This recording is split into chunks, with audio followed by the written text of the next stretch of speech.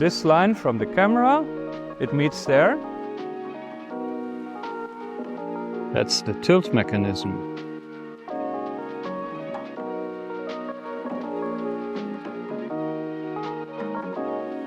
Hey, my name is Thomas and today I've got this for you. It's the 7 Artisans 50mm f1.4 tilt shift lens for your APS-C mirrorless cameras.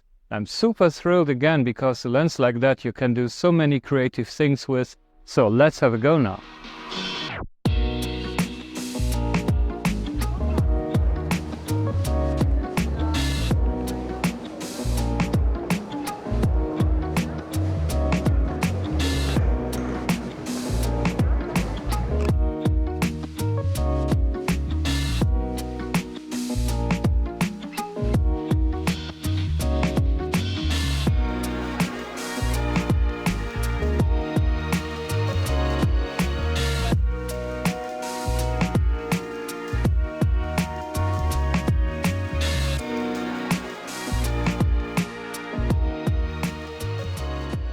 In your hand, this is on the one hand the typical 7 Artisans lens. It's all metal construction, it's fully manual lens. There is no electric contacts whatsoever. If you want to use IBIS, if your camera's got IBIS, remember to put in the focal length of the IBIS into your camera's menu so it works perfectly. Apart from that, it doesn't have autofocus obviously, but tilt shift lenses never have autofocus because the focusing is not like normal. You've seen it with the tilted planes and whatever. It's an all metal construction, that's very good. The aperture ring sits at the front, clickless. In this case I don't mind because again you always take your time with the settings on a tilt shift lens. Here we've got the focusing ring, focuses down to 0.5 meters, which is okay. It's a 50mm lens on APS-C, so it's a short telephoto. And this thing here, that's the tilt mechanism. So you can tilt to the left and to the right. You also can rotate this part, so you can also tilt to the top and the bottom and every angle that you wish. So you have a lot of flexibility. And there also is a shift capability, which is here, but that's a bit limited. This is 4mm shift to the left, 4 to the right, and as you see, it just clicks. You know, it's a pretty basic mechanism. You only have a few settings. And this is the neutral setting. And this 4mm shift doesn't mean a lot with a 50mm lens. Normally the shift is to correct perspective, so you don't have these converging lines in your architecture shots. But with this little amount of shift, not a lot is really gonna happen. And if you do your math, 4mm either side on an APS-C frame means the lens itself covers about a full frame image circle, not much more. So it's maybe more a tilt lens than a shift lens, but that's okay because in tilting you have a lot of creative possibilities with a 50 f1.4. So apart from the shift mechanism that I don't really like so much, mechanically it's a really well-made lens as we are used to from 7 Artisans, so that's good.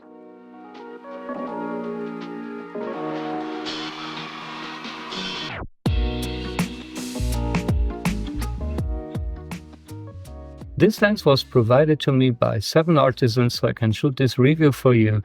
I'll note there is also a 50mm f1.4 tilt lens from TT Artisan, but that one doesn't have a shift ability. So I'm really looking forward to try the 7 Artisans lens now, and again, many thanks for your support.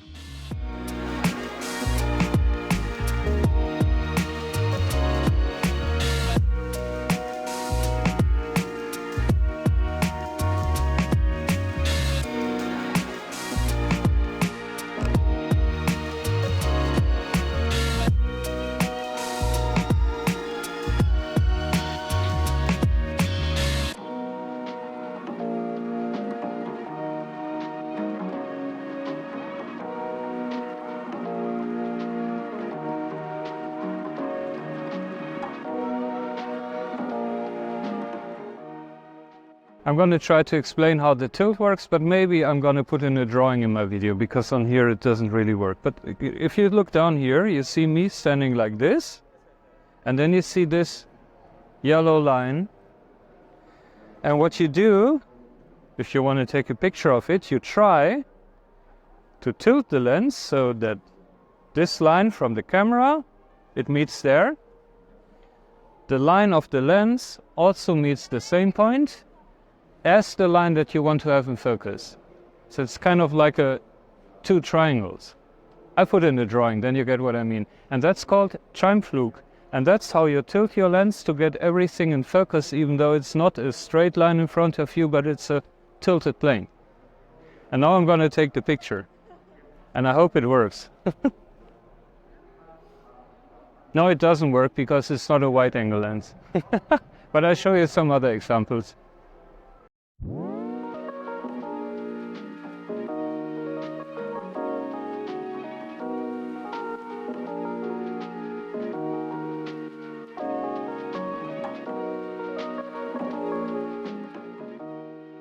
Okay guys, and now I'm going to show you how it really works with this Scheimpflug principle, the tilted plane of focus. We have this tabletop motif here. It's a sports car model and a camera, and I want both of them in focus. And the first shot I take with the lens in the standard configuration, no tilting whatsoever, at f11. And you will see that only the car is in focus. And after that I'm going to tilt the lens and we see what happens. Okay, let's do it.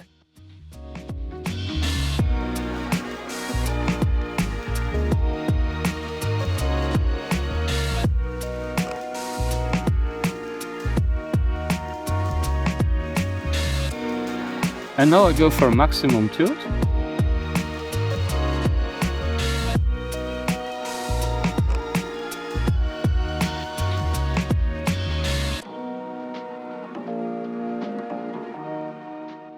You will see that now the focal plane is not a plane like this anymore, but it tilts down to here, according to these two triangles of the Scheimpflug rule, and both the car and the camera are in focus.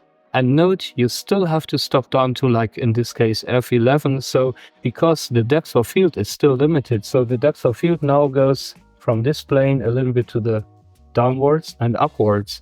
And if you shoot it at f5.6, see the picture now, you will see that not the whole of the camera is in focus, the lens is totally out of focus again. So you still need to stop down to 8 or 11. But again, you wouldn't get both these items in focus at all if you don't use the Scheimpflug rule. That's the nice thing of a tilt lens. And also notice you could do the same thing with focus stacking, taking a myriad of pictures and then merging them together in your camera or a computer software. But with a tilt lens, you can do it in an instant. So you can use a flash, for example, or you can take a video even with a tilt effect. That's not possible with focus stacking. So these tilt lenses are really useful in some cases.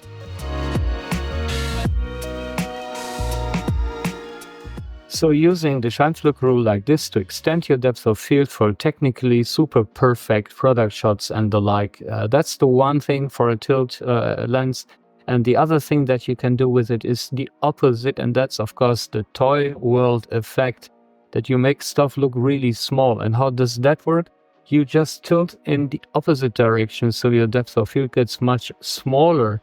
And then you can take pictures of like cityscapes and buildings and huge things, but with a super shallow depth of field effect. And that's the toy world effect. And now I'm going to show you several examples of that.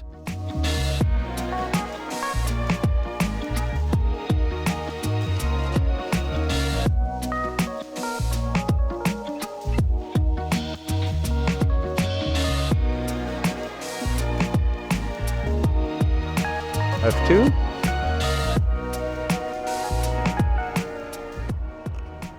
And this is the classic toy lens effect. The top of the building is out of focus and the center is still in focus.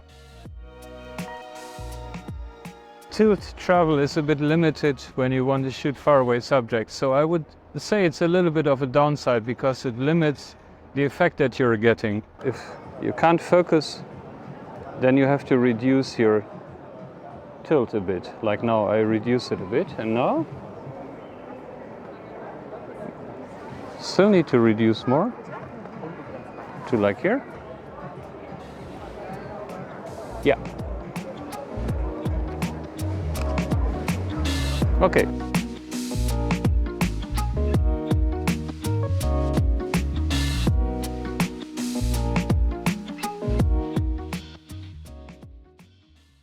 So they should make the lens to focus even past infinity, so you're always able to focus to infinity even when you do a extreme tilt, you know.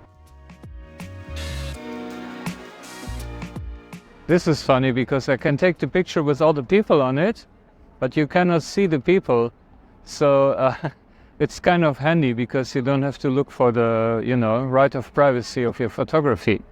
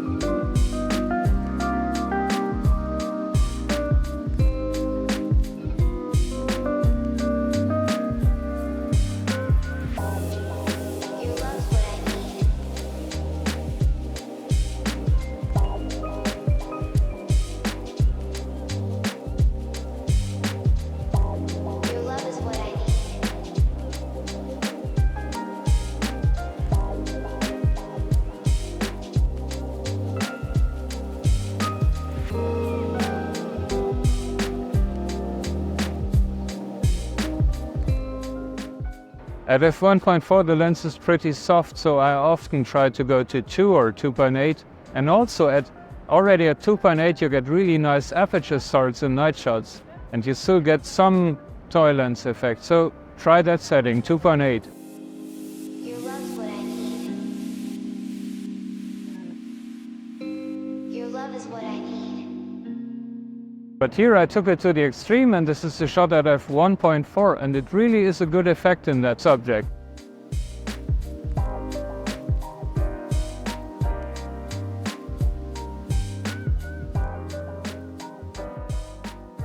Even the soft quality at f1.4 maybe is not so bad, given the fact that if you add tilt, your image gets even more soft and more dreamy and whatever.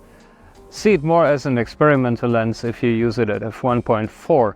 At f5.6 or f8 or settings like that, it's super sharp, and then you can use the tilt to get the added depth of field, and then it's a really technically very good lens. So overall, performance is good, but far from perfect. Your love's what I need. Time for the verdict. This is a very interesting lens. It does a lot of cool things, tilt and shift. So you don't value it as a normal lens, you don't judge it as a normal standard lens. I do think it could be a little bit sharper at open aperture, but frankly it doesn't really matter because you get a lot of nice shots still. I do like the mechanical quality. The one thing I don't like is that the shifting is so limited that it's almost useless. You cannot use it to correct these non-parallel lines in your architecture photography. It's way too little for that. And also it's a 50mm lens, it's a short telephoto lens, so it's maybe not just for architecture, it's more for close-up shots, product shots, stuff like that. Or it gets a super shallow depth of field when you use the tilt in the other way around. So that's super cool. So be prepared to learn a lot and to experiment a lot when you get a lens like that. Pricing is around $210 or around 240, 250 euros, so I think it's really worth it. And again, I really appreciate that these Chinese manufacturers make lenses like that are affordable, and then you have more chance to just think, yeah, okay, I'm going to try it out for that price. So that's really good. Overall, I enjoy this lens a lot, and I recommend it to everyone who maybe likes to do all these experimental stuff with it.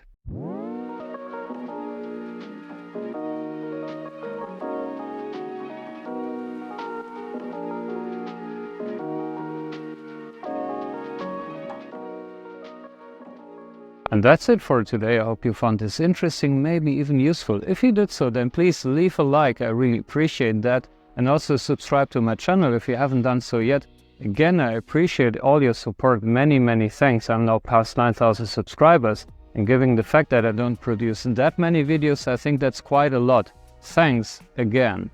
If you've got any questions or comments about this lens, then write something in the comment section below. I love to read all your comments and I will happily answer every single one of them. So live long and prosper.